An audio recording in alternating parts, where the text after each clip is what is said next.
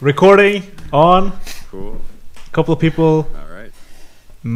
Our sound is a little. Our sound is okay. We can put down our sound like this. We just need to communicate with the people watching to see if the sound is good. The guy who wrote right now, how's the sound now? We're talking in this. Talking this loud, and Orlando, can you talk now? Yes, I can talk. I can talk all day. Hope you can hear me. Now we're probably gonna get an answer, hopefully, from someone telling how's the sound. How's the sound, people? People. Hvem det der, da? It's alright. It's alright. Okay. Alright. Let's go then. Finally, welcome everyone to Hakeslepp number 28. 20. Really? 27? 28? 27 or 28. 27 or 28. Hakeslepp podcast, for those of you tuning in for the first time, is a podcast where we invite guests who are an inspiration for us and people who are living an abnormal life, maybe a life a life outside of the box, a life that is they have chosen to go a different direction in life, and it's inspiring. And it's a non-formal podcast where we talk about everything. And today we are as fortunate to have Orlando Owen not here with us. This is the first Skype conference podcast type of streaming television. Welcome out, Orlando. Welcome, guys. How you doing? We're good now. We have been had challenge here for 1.5 hours trying to get the thing working, but now it seems that it is kind of working. It sounds right from this end. Yeah. So far, so good.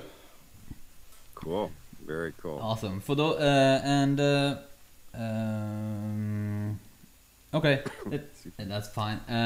For those people who haven't who don't know who you already are, what about you telling them? What about you presenting yourself? Okay. Who the hell am I?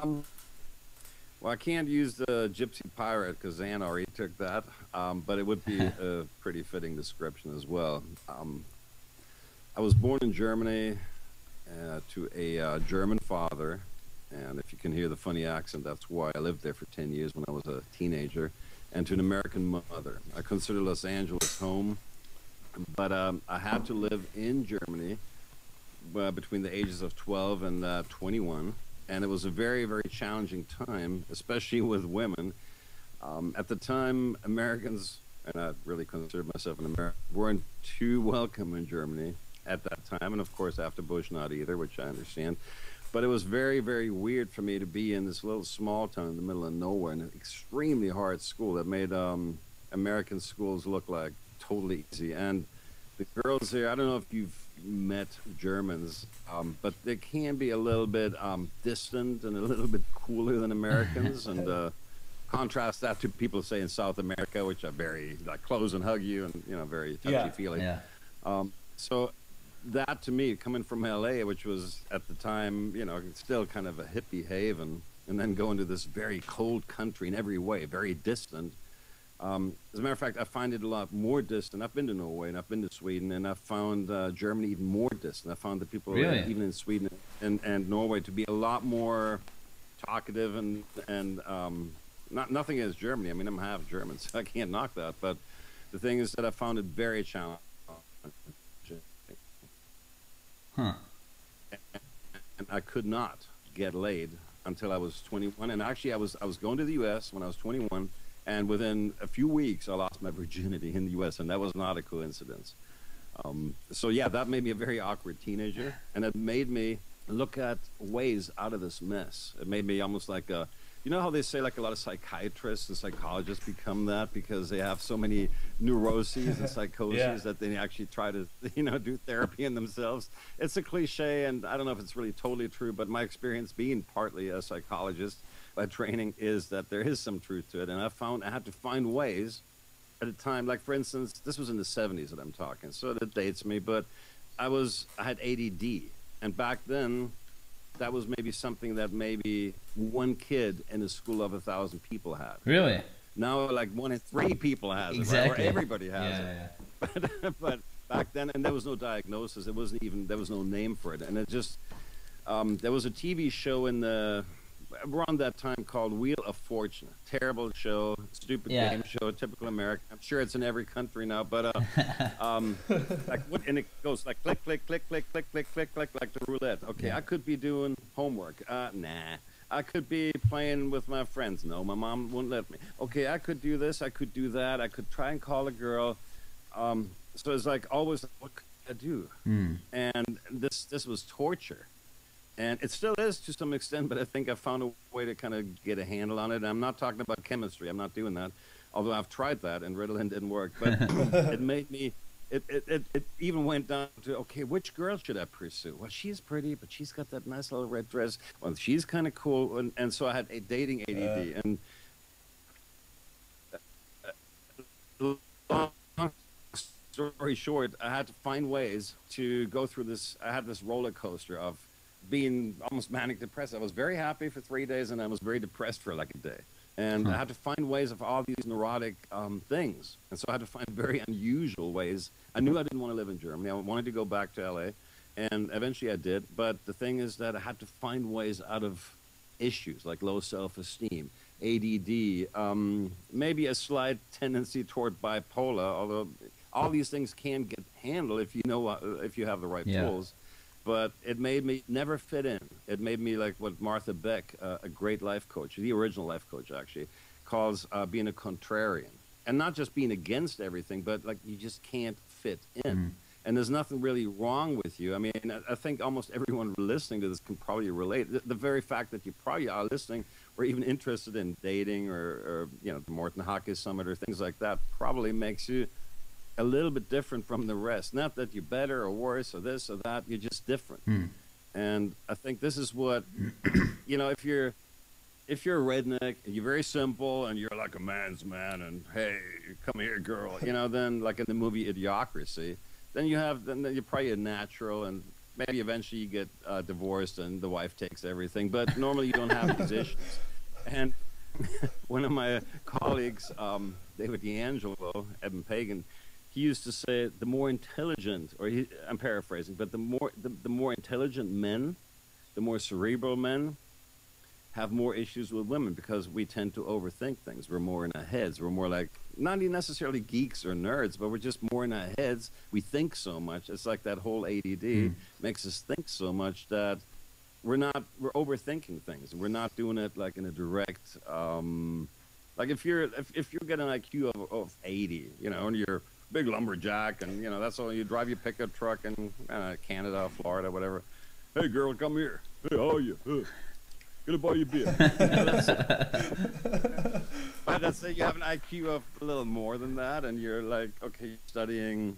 Like 70% of the men that come to me are in some technical profession, either academia or IT, they call it now, computer sciences or engineering or something like that, and those guys are very, very much in their heads. Like I used to be, you know. And I was a very technical kid. I wanted to be an engineer and all that. And none of that worked. I didn't have the talent to do the math. I quit after 6 semesters of college math, and I finally said, okay, this is too hard, math and physics. I can't. I'm not quite good enough. But that same approach toward women. I mean, in pickup, it appeals because you go on A2, you know, B3, C2. She says, okay, you say. If it's like a decision tree, it's almost like a flow chart in computers. And I was actually a computer geek at a very early age when they didn't even have PCs and Macs. And I wanted that solution. I wanted something that would tell me, well, if she says this, then I say this. And I wanted a formula. And I think that's sort of like where a lot of people get stuck, because in the old days, computers couldn't play chess.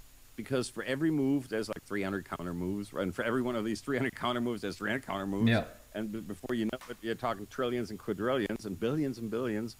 And and now they found a way to sort of like limit the possible options to meaningful ones. And that's sort of like kind of what needs to happen, I think, with this whole pickup stuff. Because if you're thinking, well, if she says this and then I say that, and if she does this, then I say that, not only are you always overthinking stuff, but you're always reacting to her, which in the deep structure, which is the woman leads. And all these things kind of came to me when I was 14 or 16, you know, and I realized that was what was going on, and I needed a different way to approach it. And I said, I can't do it in Germany, so I became somebody who traveled the world and searched for answers. And in the meantime, well, eventually I got late. Yeah. You were 14, 15, 16 years old, and then you just went out into the world searching answers? No, I went around searching for answers then within the limited framework of a small town in Germany. But when I was 21, when I was 19, I decided, okay, I'm going to go to the U.S. The only reason I'm even getting a high school degree here, and you have to be sort of like 19 to get one in Germany because it's got 13 grades. Okay. And in America, we only have like 12, you know, or even none. but in Germany, it's very, very hard. It's probably 10 times harder than anywhere in the U.S. And so I searched for answers. I was developing sort of like my own psychology and own ways of meditation and my own ways of like figuring this stuff out. And then I said, okay, the minute I'm done with this, I'm going to go back to the U.S. and I will make it my life's purpose to search for answers. And if I'm like so unhappy, if I have been so unhappy and I'm finding ways out of this mess, what I want to do is, I feel so bad about anyone having to go through this shit. And if I'd only had mentors, like I found them in the U.S. very quickly, guys that knew how to do it and that took me under their wing and taught me about women, if I'd have found somebody earlier on in life, I could have saved myself so much grief and pain, both psychologically, shamanically, you know, with women and dating, vision and purpose, initiation of men, all these things, all that could have happened at such an early age. And if there's an old adage in the U.S. where we say, if I'd only known then what I know now. Yeah. In other words, I'm in my 40s and I know the shit, but God, if with all that knowledge, if I was only 20 and would start over again, then my life would be like, you know, it's like winning the lottery. It's like Limitless, the movie Limitless, you know. So, and that's like where my whole thing came. I was so unhappy for so many years and found ways out of it, either through mentors or even on my own recognizance, that I eventually said, okay, I'm going to make it my life's purpose to share this with other men. Not because I'm such a great, sweet, you know, like loving guy. I'm not. But just simply because I was embarrassed for watching guys being stupid with women or being like wusses with women. I was like, oh, God. Face palm, double face palm. I feel so bad because I've been there. Yeah. You know, I've been that guy. You know, so I'm not only embarrassed for them, I'm embarrassed for who I was getting to that point, and I'm embarrassed for all men. And, you know, it's like supply and demand. Why are we paying $4 for a gallon of oil right now, or gas, or $100 a barrel, or $150 a barrel, whatever it is? Because they can't charge that kind of money. Why can't they charge that kind of money? Well, because we're driving big, stupid SUVs, and we have houses that are insulated, running the AC morning to night in America. I'm talking about Europe's very energy efficient compared to us. But we're just sucking up that gas. I'm not an environmentalist per se, and I'm not saying, oh, global warming, this and that. I'm just saying we make it possible that they can charge us $4 a gallon. And I'm sure you guys are probably paying almost that much for a liter by now. Yeah. So the same thing holds with women, supply and demand. Why can women be bitchy, or, you know, if you go to clubs, women are kind of like, yeah, well, we run the show. Really, guys are just kind of like nothing. We pick them, and, you know, we're the choosers and they're the beggars. Well, why is that? Because we let them. We don't lead them. We are nice wusses, or we're, you know, whatever. I'm not talking about you guys or anyone in particular, but if you look around, you know, the masses of people, well, most men don't have the power. Women kind of have it or think they have it. And why can't they afford to be so choosy and picky and bitchy? Well, because we run after them, give our power away, and we're not leading them. And, you know, if you don't lead women, then they become kind of bitchy. And this is like, as they should. This is like, I know you, and I know that this is not from a perspective from like a power fight. No. You know, this is from a point of love, right? This is because you. Yes. Yeah. Yes. Because that's an important thing It's the to. opposite. Yeah. Well, see, people say, well, you know, she's a real dominant woman or domineering, and I'm like, this is the same. And I'm like saying, no, being dominant is a man who gives. That's a man who has power and who can share that power. Like somebody who doesn't have power is a tyrant, and that's domineering. And that's what most guys try when they become, like, first they're the nice guy. Like, you know, this is the Hegelian dialectics. First you're the nice guy, that's the problem, the yin, the thesis. Then you read all the pickup stuff, then you become an asshole, kind of like a jerk. Oh, I need to be not a nice guy, that means I need to be an asshole. I need to be misreading women. I need to tell them, hey, bitch, come here. And that's compensation. You know, that's the antithesis. Yeah. But then the synthesis, the integration, you know, is being a guy who's mature in himself, who has become initiated from boy to man, who has power and who can share that power. So then you become from domineering and controlling, which is, you know, still weakness, to being in control and to be dominant. And that's what women want. They don't want a guy who's domineering them. Hey, bitch, do this. Or, no, some girls like that, but I'm not advocating that so much. I'm saying, look, you know, it's like lead a woman. You have something to give. And if you really have something to give, genuine, authentic power gives. You know, it has so much to give that you can actually share it with somebody. And then women will like that. Whereas if otherwise you're like that controlling parent that says, why should I do that? Because I said so. You know, that's weakness. And I've seen a lot of guys go through that from when they realize, oh, I'm the nice guy, I'm the wussy, and now I need to be a man, and then they confuse that with being domineering, controlling, and women hating. And I've had a girl tell me the other day, the wife, who's a real bitch between you and us, and me, so I won't mention the name, so I can say what I think of her. She's a real bitch. But she was worried that her husband might wake up because she's been controlling the guy for 30 years. And then she said, so you're a woman hater, aren't you? And I'm like, no, quite the opposite. Although with you, I might make an exception.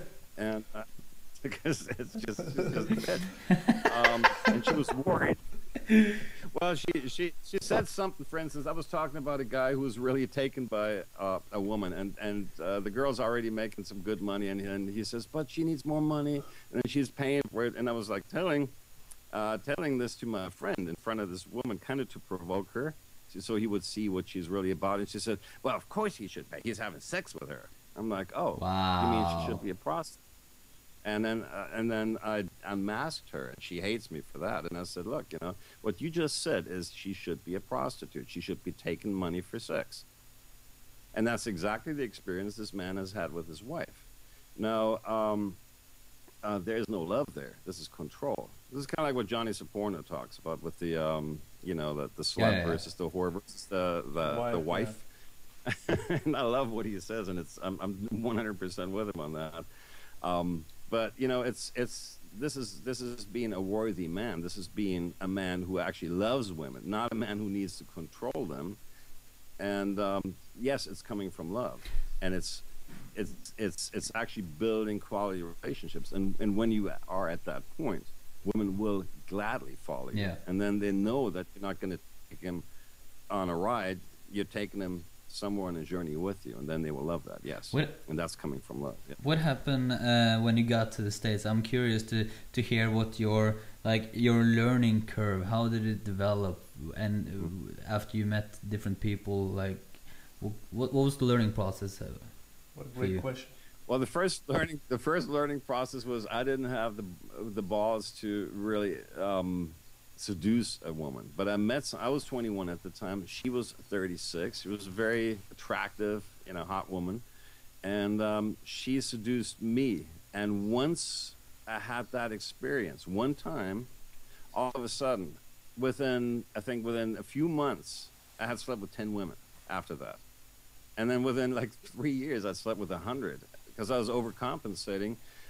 So I learned a lot about it, but what I never learned is how to be a man and to guide these women. I was being picked up by women because I was kind of like a cute guy at the time, and this was this was a little while ago. But so women would always like hit on me, and I never learned how to do that. So okay, here I had mastered the first hurdle. I did get laid, and I got laid like a rock star, but always on their terms. So then, like guys that were more mature than me, were a little older than me, said, "Look, like you're doing something wrong there." And I said, "Why? It's working." I said, "Yeah, but are you truly happy?" "No, I'm always looking for the next one, like Alfie." And yeah, I want to relationship, but in the meantime, I'm having fun. And so these guys would say, "No, you're being like a douchebag. You're using women. You're implying that you want a relationship with them, and in fact, you're actually cheating on them, and you're doing all this stuff." So that was the next step. I had being a virgin for so long, and not by for lack of want. I had to overcompensate, and I went the wrong way. I was like actually starting to kind of like be what we call a douchebag in America. It's kind of like a guy who will say anything to get into a woman's pants, who will be like, "Oh yeah, I love you," and of course you're already thinking, and literally like sleeping with 4 different women in a 24-hour period, and without them knowing of each other, and that's kind of like dishonest, and it's what I see a lot of pickup guys go through. And then they brag about it in the lay reports, in the forums and so forth, kiss and tell. And I was doing it I still had low self-esteem, and I was doing it to kind of like prop myself up. And along the way, not so much in college, but like maybe after college, like 4 years later, I was starting to meet older men as mentors and friends, and they showed me one after the other. Said, "Well, yeah, you have those girls, but you have drama in your life. You have, do you really feel like a man? Or are you just using women to make yourself like feel like more, what's the word? Validated? It's validated. Thank you. It's about the self-esteem. And a lot of guys, it's about, well, I have the hotter girl, so I define myself. I want the perfect 10. I want the Barbie doll. I want the really hot girl in my arm, because that'll make me more of a man in the eyes of other men. And again, to quote Johnny Saporno here, he says, men don't really seek the approval of other women. They seek the approval of other men. Yeah. And there's a lot of truth to that. And I think I used to think what I really wanted was just to have as much sex and women and romance and all that stuff in my life as possible. But how come I was so empty the whole time? How come I was like, okay, the next one will bring me the fulfillment. Okay, the next one will be the one. Or maybe the next 50, if I sleep with only 100 more women, and then I'll feel like a man. And it never happens. I mean, it did happen eventually, but not that way. And I realized there's some bigger drive that's less conscious, less aware in men. And I've had a lot of arguments with the pickup guys about this. It says, "No, as long as I have enough sex, I'm happy." And I'm like, "Okay, you don't sound like a real happy guy. You sound like a hater." and before, you were you were a dick because you didn't get laid. Now you're drowning in a sea of senseless pussy, like in Californication. But you're still being a dick, and you're still being unhappy. And why do you have to always prove yourself? I got the bigger car. I got the I'm this, I'm that, and I'm okay. What it is? You're not feeling like a man. That is the bigger drive.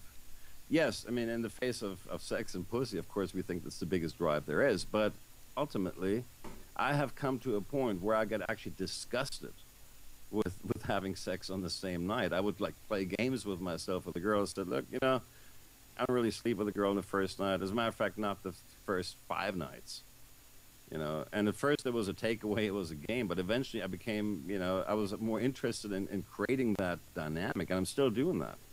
It's I was so fed up with just doing that and it being the same thing over again. Different night, different girl, same thing. And I still felt like the total douchebag I was, like the boy that I was. Yeah. And I was that boy well into my 30s. So that's sad. I mean, and this kind of feeling, this inner need, that is not even conscious with most men. I didn't know what it was until I met Steve Pete. I honestly didn't understand what it was. Well, it was some Indian shamans that I met before that also taught me this, but it still didn't really sink in until I met the man's man, And he said, "Look, what you really want is the feeling of being a man. That's what you're after." and you're not being a man right now. You're a pussy. You're a wimp with women. You letting them control you, and all that stuff. And yes, you said, yeah, but I have so many women. I said, but are you happy? Are you feeling like a man? And the answer was no, I wasn't. And I couldn't figure out what it was. I said, okay, if I do sports, if I do like karate and boxing and Krav Maga and all that, maybe then I'll feel like a man. And it never happened. Okay, if I make a shitload of money and I'm very successful, well, maybe then I'll feel like a man. Well, I became a millionaire, bought a house in Vegas, and I still didn't feel like a man. So I couldn't figure out what the heck it was. It was like Neo. It's like something is driving you mad, like a splinter in your mind that's driving you mad, Neo. What is it? And I want to feel like a man. And then I met this ice skater who was a well-known professional ice skater, not in the Olympics, but like something like that, Holiday on Ice kind of stuff. And this girl was a typical guy chick. I mean, she was a wrangling cowboy or cowgirl. She could literally ride and catch a cow with a lasso and bring it down. Wow. And I was like, beat by a girl. I hate that, And we'd race jet skis till we almost killed herself. We'd climb like in Sedona in the mountains and almost killed herself, being always in competition. Wow. And that was just so insane. And that that put me so high over the curve that eventually, under the mentorship of Steve P, I basically flipped. And it was a complete death. And then I secluded myself, excuse me, for a few months into the mountains of Sedona, and said, look, I'm going to have to find out what it means to be a man. What is it? Please, spirit, creator, someone out there. Is there anyone out there? Please tell me what it means to be a man. I need to know. I must know. Because I'm going crazy. And in here, I'm like with a girl that's actually more macho than I am and beat by a girl. I mean, like, the surf chicks you get in California, those kinds of girls. Yeah. They'll wrestle you, and you might win, So that's what they've done all their lives, professional athletes with muscles, in their legs. Imagine an ice skater, you know what they do? Oh, yeah. And she was famous, and she was on stage, and I was like in competition with her on every possible level, and that was so pathetic. That eventually I just realized this. I need to know what it means to be a man, and I will find my missing manhood. I know this sounds kind of funny, but literally there is something. I had to find my balls, literally, and the way I did it was I was secluded. Well, I was using my balls to draw in a senseless see a pussy. Again, Californication. I was doing that. I was that guy, 10, 20 years ago in Los Angeles. Was literally. I mean, when I see that show, I'm like, I was exactly like that douchebag company. I was exactly. It's not even a caricature. This is L.A. I'm sorry, it is L.A. Really? If you live in Hollywood or in the West Side, it truly is like that. I mean, I know every spot, every house that they show, every scene shot in Venice. I know exactly where the damn place is. Wow. And I'm like, this is so painful to watch this. Just like the movie Alfie, it's so painful because I've been that guy, but all the while not being a man. And you can have a million girls, but that doesn't make you a man any more than big muscles or a big pickup truck or $1 million or any of that stuff doesn't make you a man. It's something entirely different. So what was the? And I found what was the shift? Sorry? What was the? I imagine you talked about when you met Steve P, and yeah. What was the big shift? Like, yeah. Well, he watched us. He watched the ice skater and me fight like cats and dogs and drama. And he said, look, any level of argument is of the mundane, meaning bullshit. The very fact that you're already arguing means you're already giving your power away. Both of you, by the way. And that you're in competition with anyone but yourself, let alone with a woman. I mean, how pathetic is that? You need to man up. You need to understand who you are, what your life's purpose is. He didn't phrase it. I'm bigger on the life's purpose thing than he is, but it was kind of like the hero's journey, like Joseph Campbell. Yeah, I know. The boy. Watch these movies like Emerald Forest. The boy must die, and this is a really, really big thing. And he said, "Look, you're a slave to pussy. I said, is that a bad thing? At least I have tons. You know, it's like, it says, you're so pussy whipped. It's terrible. And I said, yeah, but I got 10 pussies to be whipped by. Isn't that better than like mother thumb and the 4 fingers? And he says, depends. I mean, what about maybe getting fewer women, but at least being the man with them, rather than having them run your life? And that was true.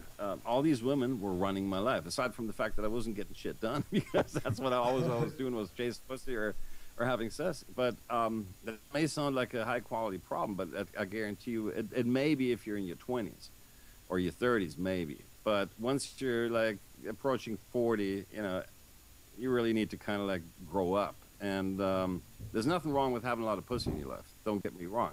I'm totally for it. I'm totally for learning the skills how to make that happen.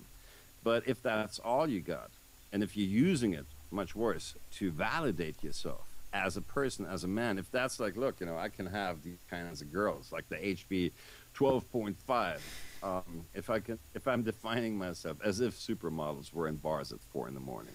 They're in bed at 11 with cucumber and avocado masks. Okay? the skanky nightshades hanging out in bars at 3 and 4 in the morning, they look like 12.5s in the club, but you see them in daylight the next day, they look more like a 4.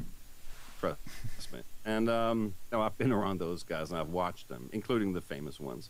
And you know, those are people who are very much in external validation and need to prove themselves or get approval and external validation through the kinds of women they can attract. And as long as you have the need to show that, are you really truly happy with that girl? I don't care if she's a Barbie doll, you know, 10 perfect 10.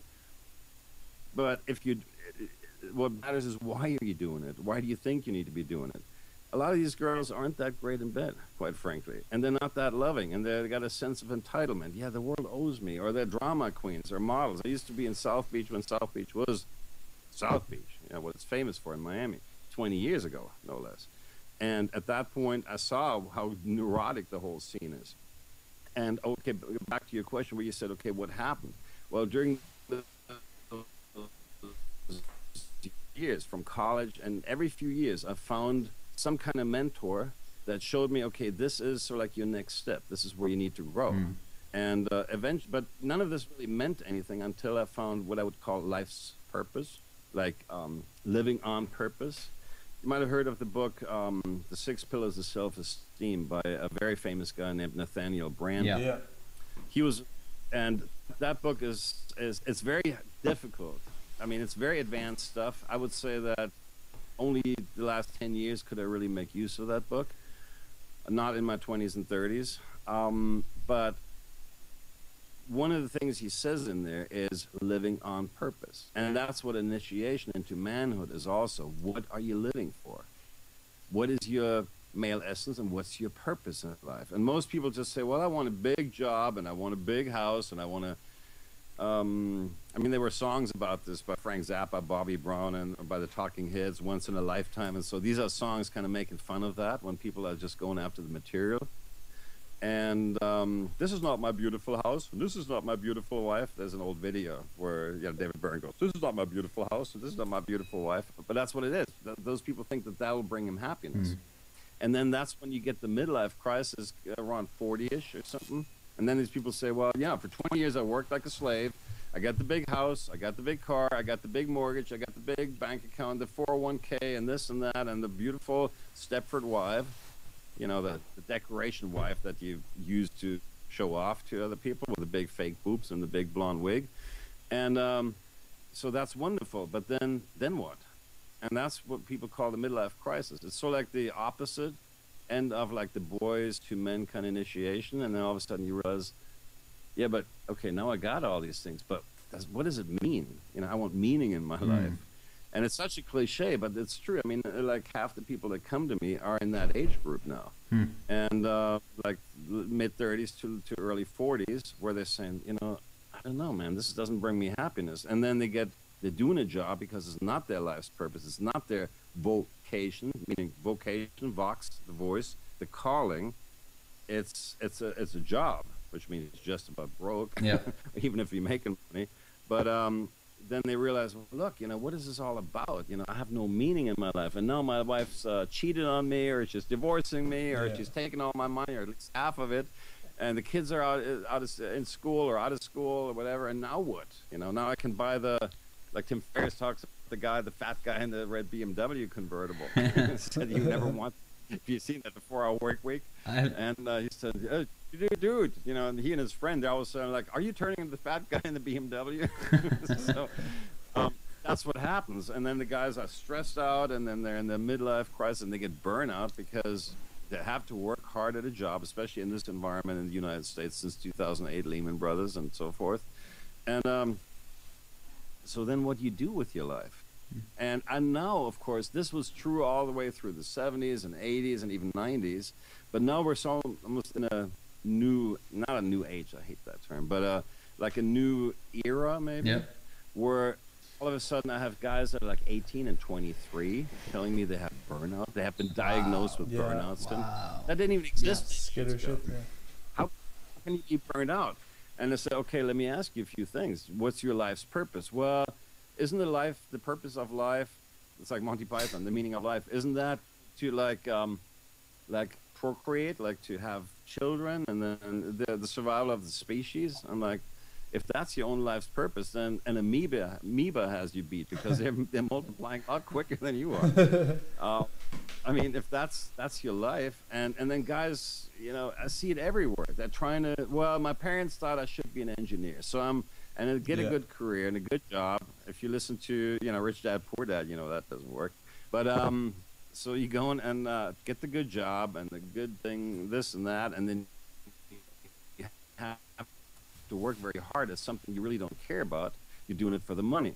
Even if you're just in school, even if you're already majoring in something that you don't really care about, if you're in university and you're studying something you really don't want to study, instead of stepping back and finding something that you want. Like I was in banking, get this. I mean, I was doing, between high school, the last 2 years before I went to the U.S., between 19 and 21, I was actually going to Deutsche Bank in Frankfurt. Really? Or somewhere close to that. Yeah.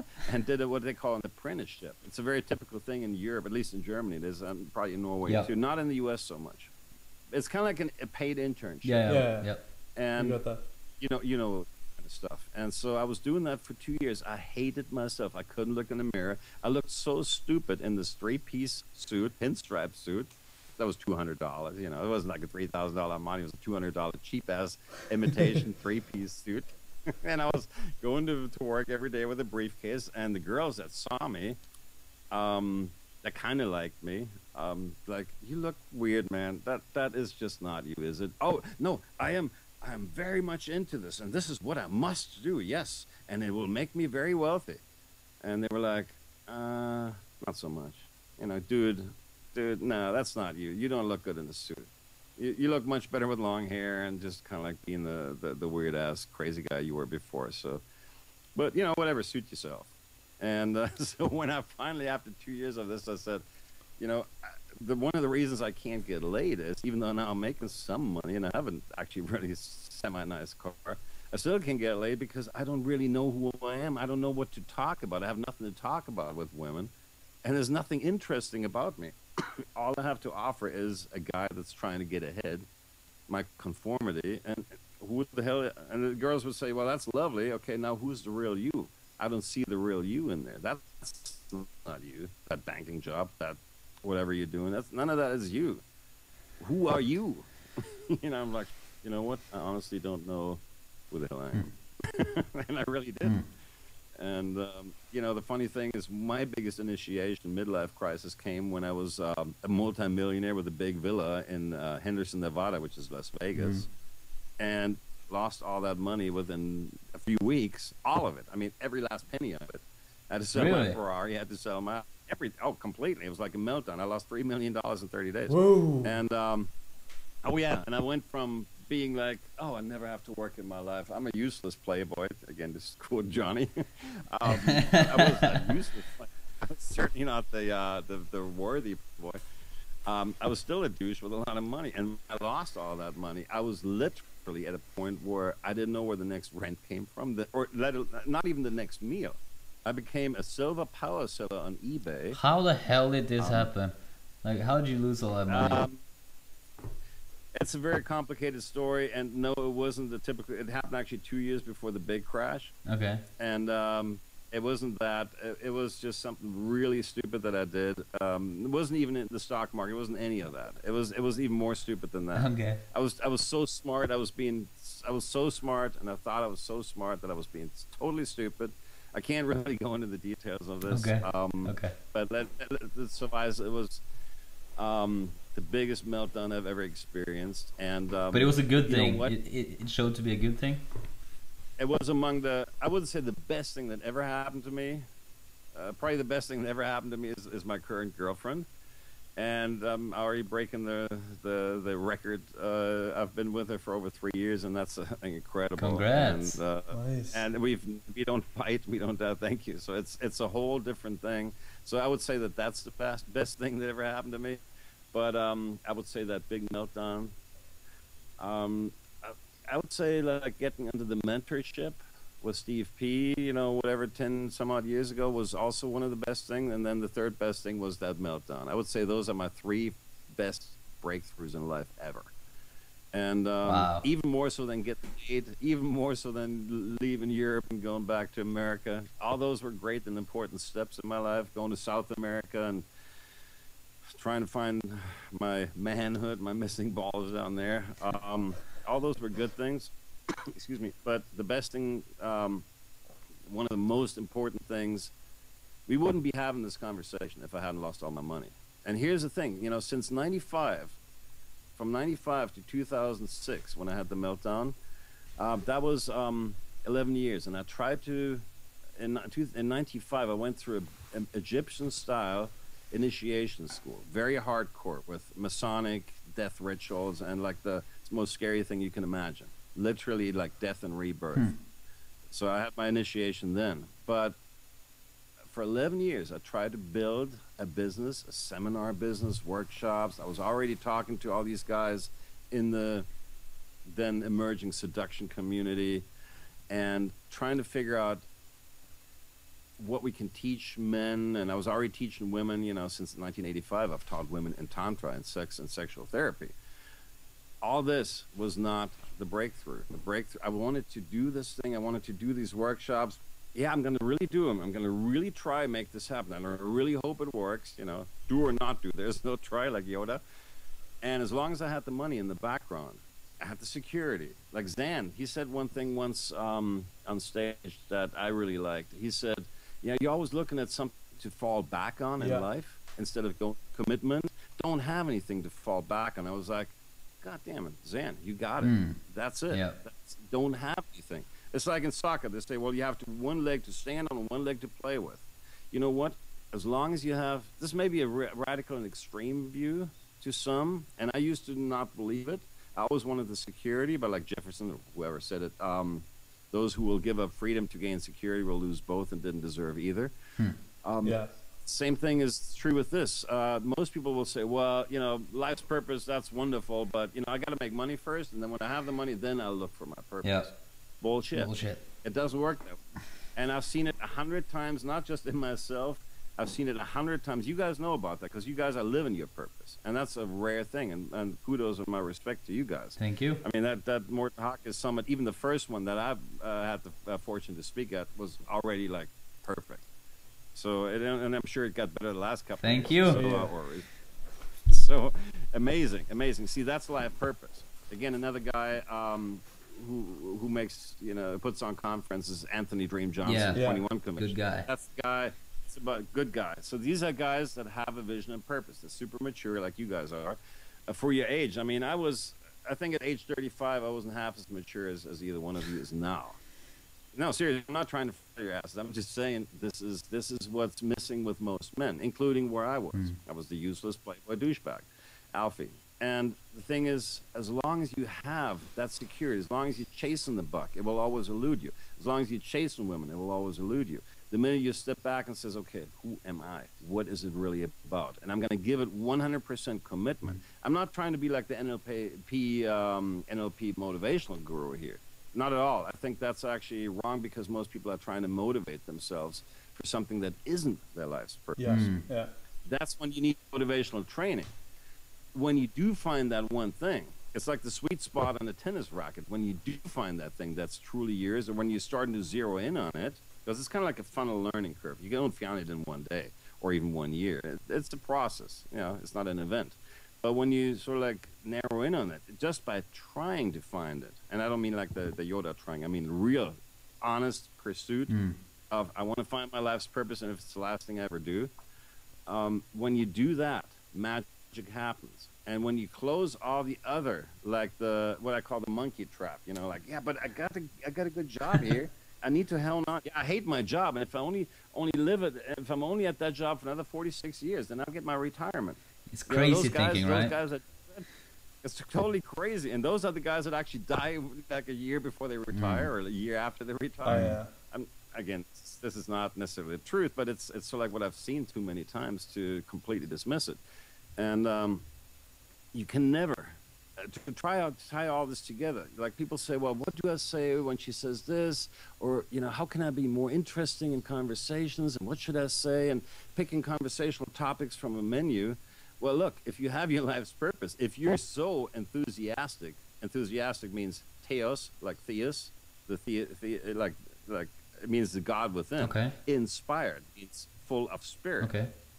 And it's like when you're inspired, when you're enthusiastic, then you have sort of like the Holy Spirit in you, like the like the Apostle Pentecost. It's kind of like a weird metaphor. I'm not that religious, but the point is that's sort of like a good metaphor. And when you have that, then you already know what you're talking about. Yeah. You have something is so contagious in a positive sense. That's so in you know, it's like women want to be around you. People want to be around you. All of a sudden you'll be the life of the party, not because you're doing stupid magic tricks. You can float a beer bottle or you're wearing a furry hat, but because you are truly interesting. Yeah.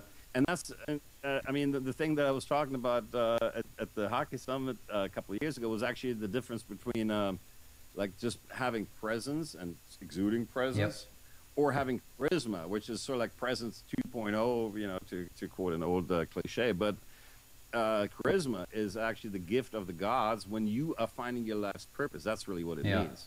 When you live that, you're so passionate about what you do, not because you're motivating yourself, but because simply you enjoy what you do. It's intrinsically self-motivated. It's crazy how that works. And then, and also we have, it's amazing. we have students in our programs, and sometimes you can see it changes overnight. Sometimes it changes overnight. Yeah. I mean, when someone really finds their passion, when someone really finds their like you're saying, their purpose, their thing, a mission, a drive, their element, whatever, then you can see them connect with all kinds of people, not only girls, but all kinds of people so much better. It's, I mean, I can relate so much to what you're saying. It's ridiculous. I know you can. Great stuff. Yeah, man. also like people start thinking bigger as well. So the small things such as what should I text the girl, or how should I make her interest, those goes out of the window because you're connected with something higher, a higher purpose or passion or element or something. Also stuff like when you're if you're getting into fights and stuff, you don't. I mean, that's what it is. Yeah. You the small things doesn't matter anymore. Your small thinking and validation seeking. Who was saying the right thing, who gets the last word, all that stuff like that. Like, dude, I don't have time for this. I need to change the world, or I need to help. So I mean, I need to follow. I don't have time for this.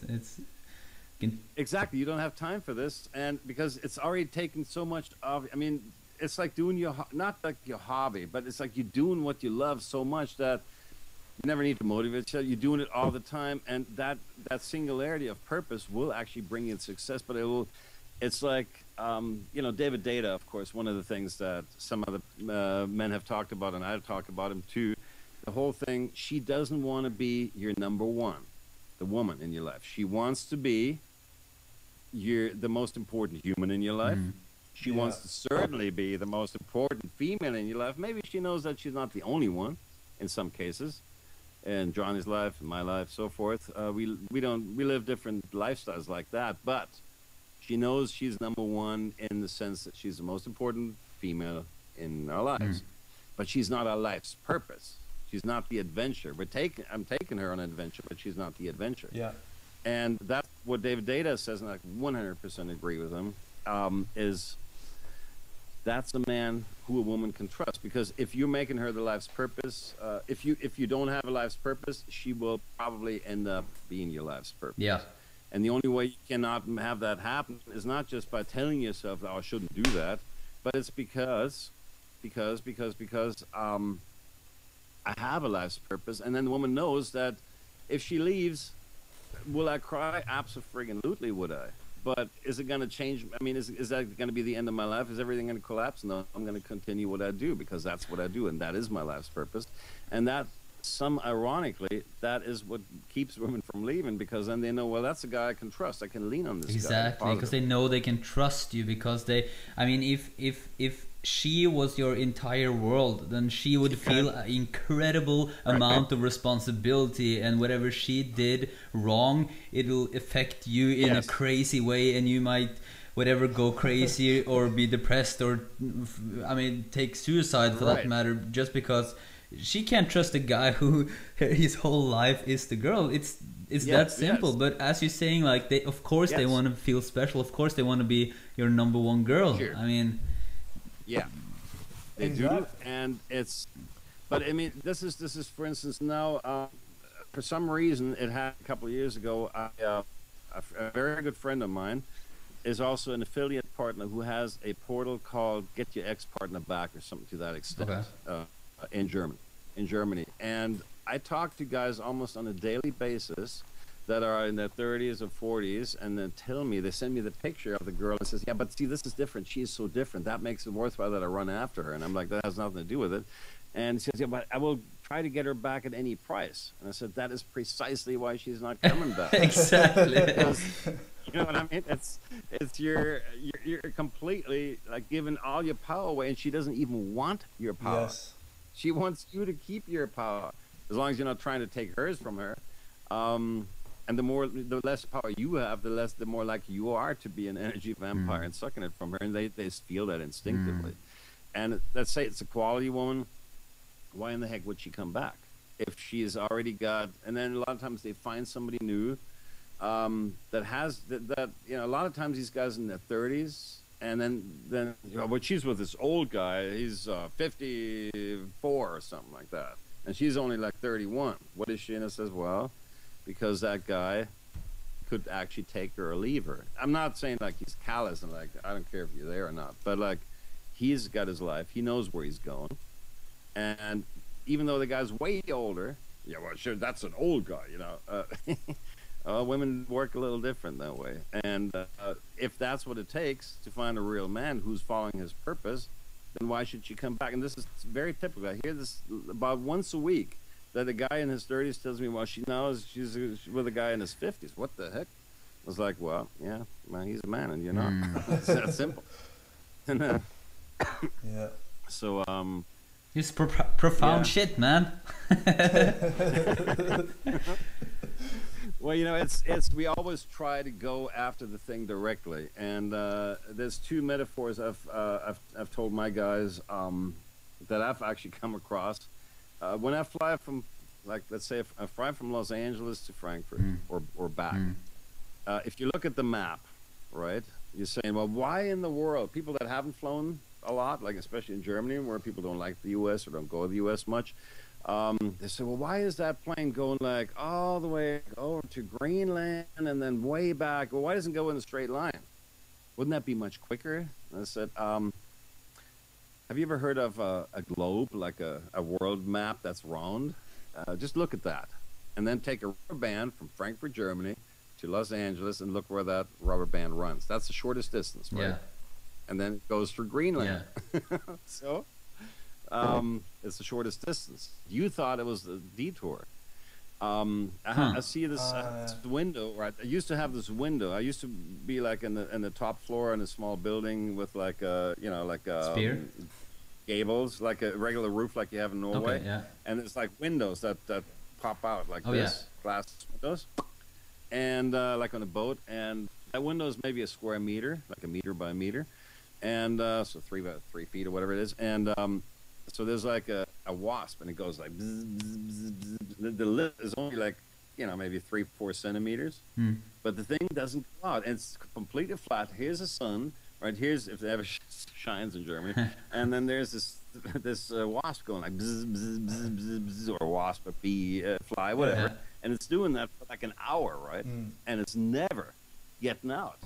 But it can't understand it. I'm doing the same thing. If I do it one more time, it'll work. If I do it one more time, one more approach of a woman, it will work, right? Yeah. And then they keep doing that. Bzz, bzz, bzz, bzz. Hey, Einstein's definition of insanity, which is actually a quote by a tennis player, a female one, but it's like you might want to try a different approach. Like, go back, learn something, find your life's purpose. Maybe don't think about women for a while, then fly around, and all of a sudden, you get what you want with any effort. Because you get more like, well, to use the wasp metaphor again, like if he goes back, he get a much bigger perspective, right? He can look at the whole window and he can see that there is 4 centimeters of freedom there, right?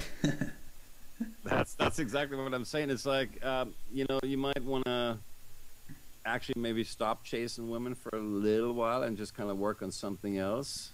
And you can still chase them, but the point is, why are you even chasing them? They should be chasing you. If you're truly the prize, like a lot of these guys tell me, well, then women, you should be able to attract women to you. They should be pursuing you, and you can get to that point. But you gotta sort of like step back, and same thing with money, same thing with everything. If you go directly after fame, after money, after women, usually you don't really get them, at least not the way you want. Whereas if you step back, like,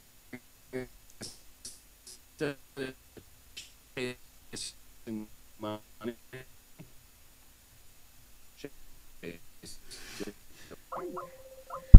all right, we got some challenges with lost Owen a little bit.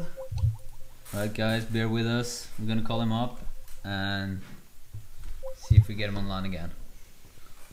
How's the sound? Okay, people are saying sound and picture is good. Awesome. Is it interesting so far, guys?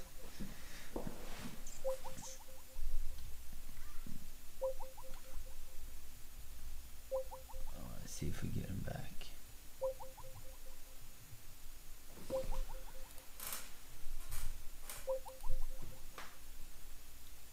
Is he calling up? I don't know. There we are. Hey. Hey, man. Hey. Hey. We just okay. I don't know what happened, but it's perfect. People can go to the toilet. Yeah. It's perfect.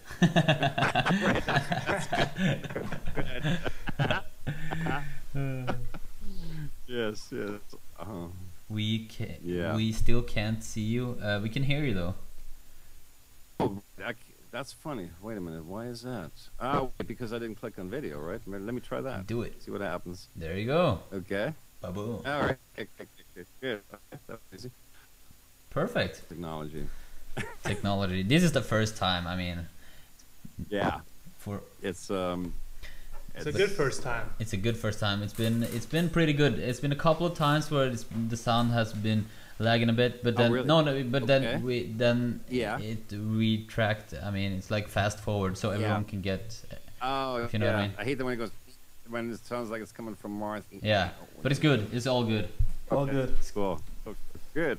Good stuff. Yeah. All right, that's very interesting. It's very fascinating to hear you talk, and it's like we're just sitting here nodding, like yeah. You obviously can't see us, but we can see us, and everyone else can see us. So we're like, all right, cool. Also, it's very interesting. We had a lot of very developed and very intelligent people on the podcast so far, and it's very interesting to see how people have sort of through completely different journeys and vehicles they have come to the same conclusions about life and about what really matters. Yeah. And purpose, or some people call it the element, or some people call it passion, is such a huge one for everybody. It seems like every podcast we're somehow ending up talking about it again, like from different perspectives, and it's very fascinating and interesting to see how someone no matter what they started off doing, when there's like a circle of mastery when you it ends up being like surrendering yourself to your passion, and that can be the scariest fucking thing ever to really go for it, right? To really surrender yourself to that.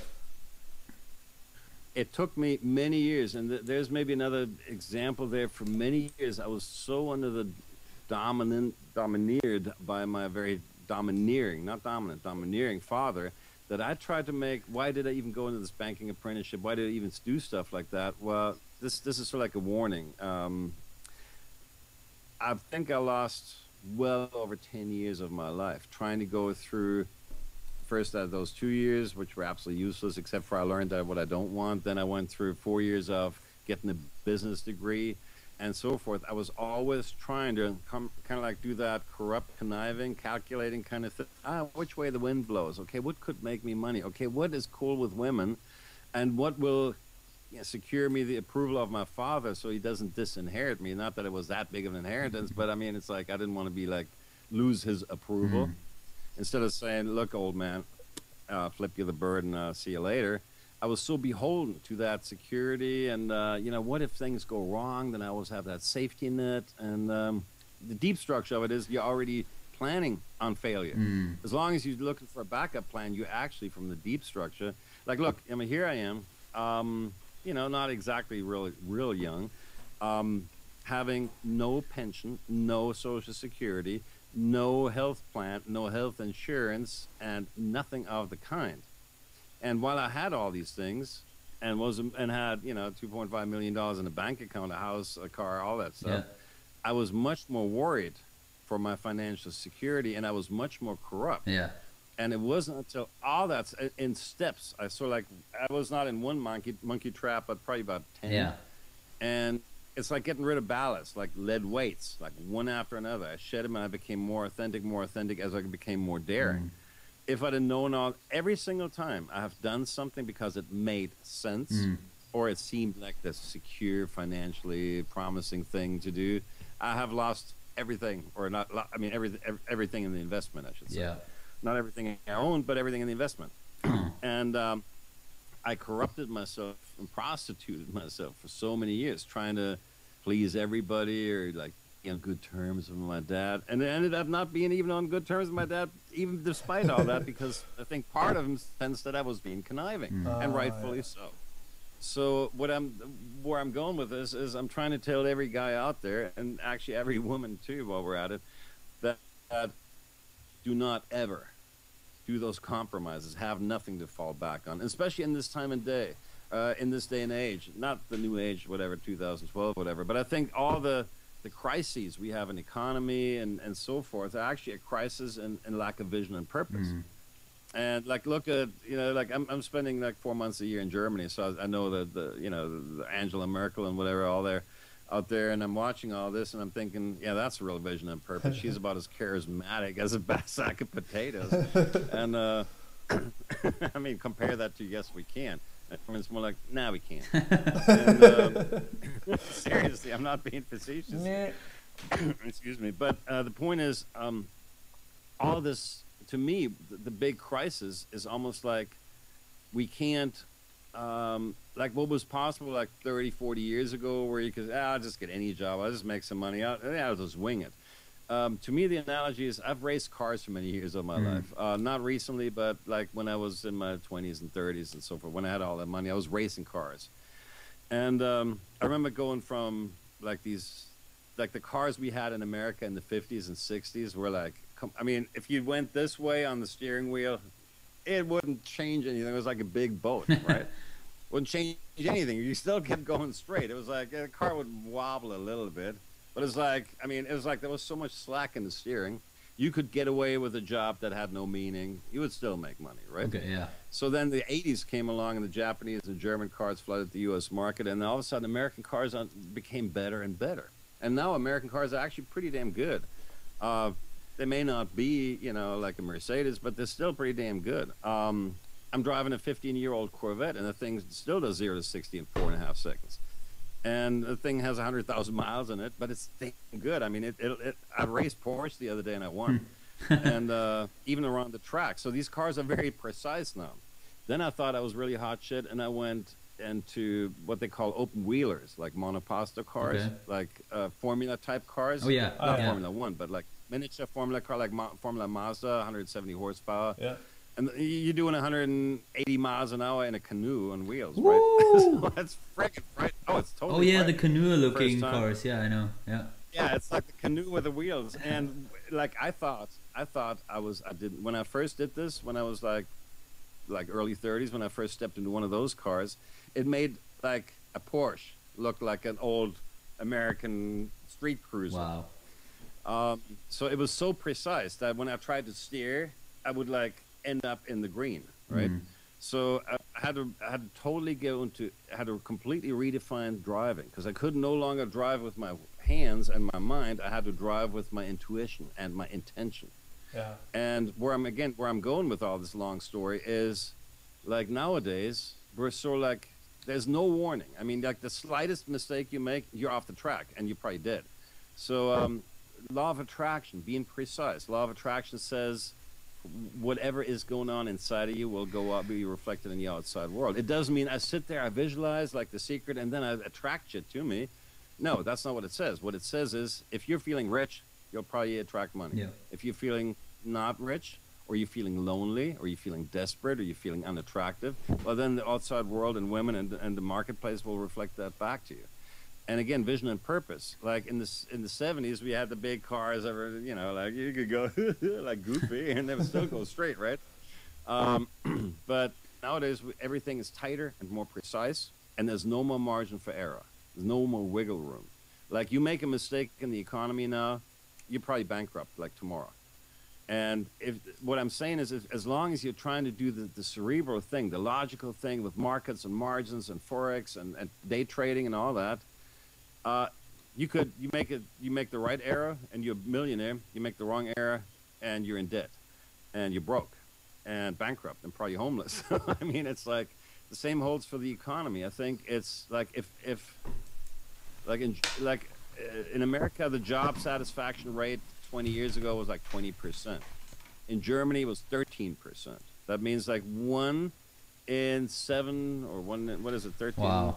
Well, that's like 1 in 7 Germans, whatever it is, only likes his job. The other is, whatever, 87% hate their job, or at least don't give a shit about it. Now, is it any small wonder that the world's going to hell in a handbasket if nobody really cares about his job? Well, why do you do your job? Well, it pays the bills. Yeah, well, I'm making a living, you know. And, instead of designing a life, I know I sound like Anthony Robbins now, but the thing is that if you follow that, the closer, it's almost like a bell curve, and it's a very steep one. It's not like one of those. In the 70s, it was like this. It was flat, and, you know, if you were a little bit off this right or left, didn't matter. Okay, so now I think it's like this. Yeah. It's like a very steep bandpass, they would call it in electronics. And even if you're just 5% off, you're already like down. Yeah, exactly. If you're 20% up, you're down here. Yeah. So I don't know if you see that, but I guess you get the idea. And, yeah, basically that if you you need to follow your heart and like unapologetically, if you know what I mean. Yes. And if you do like half-assed, then it doesn't count, right? Yeah. And the funny thing is that I can only speak for myself, but I found that no matter how shitty the economy is, my revenue goes 50% higher every year. Yeah. The number of my workshops, the more expensive they got, and I needed to make them more expensive because I'm not scalable. I can only do like 8 workshops a year or 10. I cannot do 50, right? I used to try that and it almost killed me. But the thing is, I had to kind of like regulate it a little bit with the price. Also, I'm offering more. But the thing is that now that they're at a fairly high rate, they're actually booked out like 6 months in advance. When they were half price of that, sometimes it would take, I wouldn't even fill them. And it's because I've zeroed in on, okay, what is the real purpose here? What am I really about? I'm not about making money. Do I need money? Do I need to make money? Do I want to make money? Absolutely. But is this what's really driving this? No, I wouldn't be able to do it that way. Not that I'm a good guy and I'm like giving everything away for free, even though I am giving away shitloads for free. But the point is, I need to always step back. When I'm getting fearful, oh my God, this workshop is only like 2 months and we only have like 8 guys there out of 12. Maybe I need to do some promoting, or maybe when I catch myself being fearful in the monkey trap, I need to step back, take a walk in nature and say, no, okay, maybe I should think not about how I'm going to fill this workshop, but an added thing that I'm going to give those guys. Like a fun thing that I'm going to do, a new exercise. That's what I need to think about. And I need to get back to the enjoyment of it. Yeah. And that's what law of attraction really says, among other things. That if you're chasing the money, you're actually saying, well, yeah, I need to chase it because I'm about the money. And, oh, now I'm in fear. And then, of course, fear makes sure that the workshop doesn't fill. Whereas if I'm stepping back and says, universe, I know it'll fill. Thank you for filling it, because I'm going to give something that's going to be worth every penny for these guys. I sound like I'm doing a commercial here, but this is not about that. What it's about is it's the inner game that I'm playing with myself, where I'm saying, look, what is this really? What am I in business about? I'm not even in business. I'm here to do what I do best, what I love doing, and I have to think about what I'm going to give these guys. Yeah. And how it's going to, and I don't even want, there's people who I actually send back because I know they're not ready for it. Send me the divinely perfect people, please, for this workshop to make it a great experience for everyone, including moi, but for everyone there. And this is what I need to focus on. And this is, again, going back to that precision thing with the car. The universe, for lack of a better word, has zero tolerance for me getting selfish or conniving or trying to chase the money. When I catch myself, or when wherever, God, whatever you want to call it, universe, Tao, catches me being about the money, it actually immediately lets me know and smacks me in the face and says, wake up, you're leaving your path here. You're not 100%. You're going to end up, in the tires or in the straw. In a form of worrying, or in the form of some kind of, for instance. Yeah, exactly. Okay, I gotcha. Or even just getting about the money. Not that it's bad to have the money. I mean, there's nothing wrong. Even the Buddha said, it's not the love of money that's bad. It's the attachment. Yeah. To. Yeah, because it's like. And it's like you're, even with money, but also with a lot of time possessions or work, or if you're hired by someone, or as long as you're not on your true purpose or true mission, then you are sort of putting your power into some external source. And that's where worry comes from. That's when you start worrying about things. And that's, speaking of worry, like being self-absorbed, like all the boyish thing, the instant gratification. There's a great book. It's actually my favorite book by Dale Carnegie, called How to Stop Worrying and Start Living. I like it even better than How to Win Friends and whatever. And he's talking about, essentially he's saying the same thing in so many words. He says, start caring about other people. Start not so much worrying about, it's like the old Kennedy thing. Don't ask what your country can do for you. Ask what you can do for your country. It's kind of like if you're starting to look for service, being able to give service to people, and enjoying it, caring about people, not to be like, oh, I'm Mother Teresa. No, we're all businessmen. I mean, for Christ's sake. But the point is, like, if you look at, hey, what can I do to help people? Like they say, the quickest way to get what you want for yourself is to help others get it. And again, this is not being a saint or grandstanding. Oh, look at me, I'm so selfless. I'm not. I'm a businessman like everybody else. But the point is, instead of worrying about shit, think about, okay, well, maybe I can coach somebody for free, or maybe I can help this guy or do something a little less selfish. Like get away from your own problems, and you'll actually forget about it. You get so caught up in what you're doing. I coached people for years for free before I ever, did paid workshops. Just because it was what I enjoyed doing. I couldn't help myself. It's just what I did. And it distracted me from my financial woes of not having a pot to piss in, quite frankly, or where the next meal was going to come from, or kind of pushing a shopping cart across the street of Phoenix. And sleeping, literally those were issues that I was facing face to face. And instead of just trying to make money desperately, I was like, no. I took a long walk every night for an hour in Sedona, Arizona, and I was like talking to my spirit guides. I guess that gives me away as a woo-woo guy. But But they said, look, forget about all this shit. Forget about all that stuff. You found your way out of the desert. This is literally like Moses in the desert, in the wilderness, trying to find out of the desert. And you need to do is completely forget all that shit. Don't worry about money. Don't worry about any of that. Just do that. Write the workshops, coach people for free, and we swear to you, the money will come. And it sure as hell did. And it was totally counterintuitive, not counterintuitive, but counterimpulsive, like the monkey trap again. Yeah, but I need to make money. Shut the fuck up. Pardon my French. I hope this is not have to be censored. No. Shut up. Yeah. Shut up and just focus on what you really enjoy. And I said, but my God, why hast thou forsaken me? Like Job, like, oh, I'm poor and I'm in the middle of the desert and I have a car. I can't even put $10 of gas in the car and it's already over $3 or $2 or whatever it is at the time. And my God, and I said, look, if you had gas, you would drive around to distract yourself. If you had women, you would just forget about it and drown in a sense to see a pussy. If you had this, if you could travel, you travel somewhere to divert yourself from your troubles. No, right now you are stuck in the middle of the desert, in the village of 15,000 people. You can't move. You can't even go to the next village. You can't do anything but help people with that stuff. And by doing that, you'll understand what it is.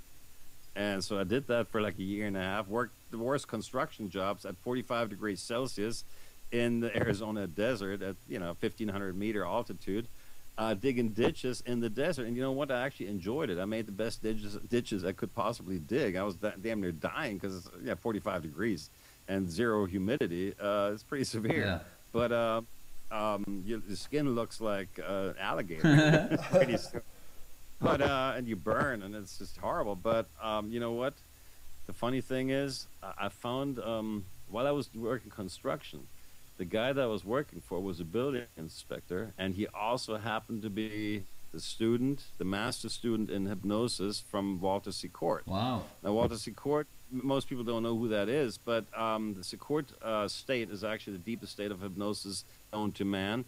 And I would rank Walter Secord actually on the same level, literally, with Milton Erickson.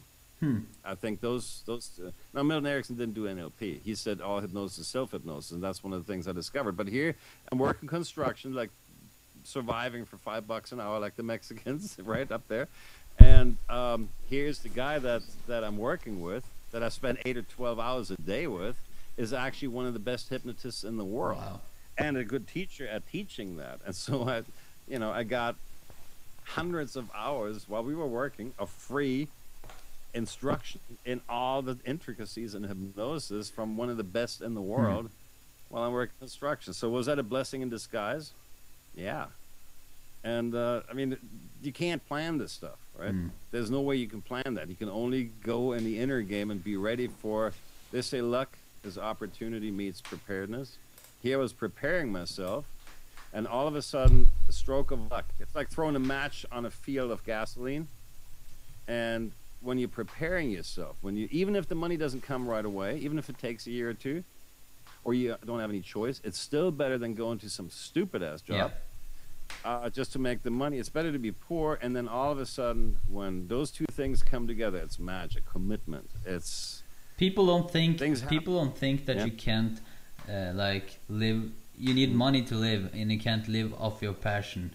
Well, it's maybe you have to go through some. I mean, Knut here, he lived on the streets in Copenhagen for a while, and I lived on different couches as well. But I mean, you can live off your passion. It's just a matter of time and dedication, and the dedication actually comes from that purpose, from the passion. So the motivation is there all the time. So, and I mean, in 2012, you talk about today. I mean, today it's not. There are so many opportunities to take your passion and make it into some kind of cash. It's ridiculous. Like anyone, like we talked about a podcast the other day. Anyone can do this. Anyone can, with some average technical skills. Maybe not the Skype call though, but I mean, people can do this kind of stuff. Blogs, record. Videos I know. Yeah, whatever. Set up a blog or whatever. and follow their passion and talk about their passion, and the opportunities will follow. It's just a matter of keeping your eyes open. And that's also the elusive obvious that it's not, even though the other option may be more logically the path to greatness, it's not, because you're lacking something so fundamental with the purpose and the passion and that core sense of continuous motivation and desire for something, which you don't get. Yes, and women, and you know, women will actually feel that. There's a lady, she's actually a famous model of some sort, but I think she was also a stripper, Dr. Z, and she does this thing where she talks about all these excuse me, all these why do women care about either fireman, you know, he's living for a purpose, you know, he runs the cliche, he runs into the house and rescues the rescues the child, or people care about animals or something like that. Of course, you know, then the pickup guys have said, well, you should pretend that you care about this. I care about my sisters, you know, it's a family, but that's fake. But I mean, if you really care about something, women will feel that and they will pick up on it. And you could even go, you know, it's in the pickup seduction scene, it's very fashionable to talk about evolutionary psychology and, you know, the rare queen. And we've heard David D'Angelo talk about this a lot. The Richard Dawkins, you know, The Selfish Gene or The Mating Mind, or all these books. But, you know, there is something where I'm almost thinking, if there is, I mean, evolution, I think, is not the whole story. I think it's a piece of it, but I don't think it's